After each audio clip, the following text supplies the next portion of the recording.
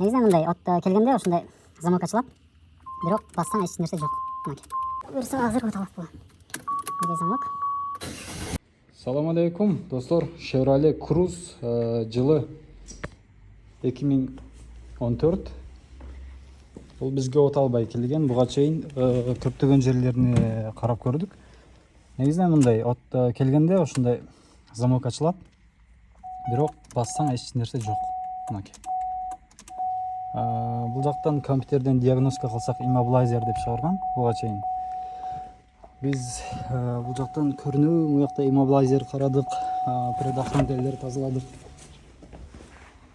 Жана башка жерлерин карадык. Релелерди деле текшерип чыктык, ар бирини иштебейби.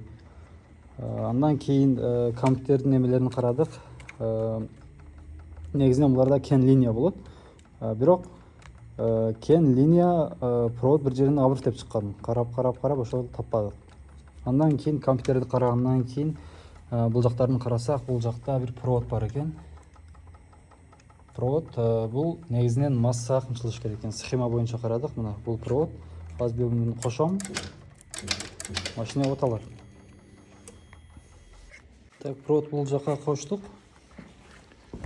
Андан кийин буюрса азыр от алат бул. Мындай замок.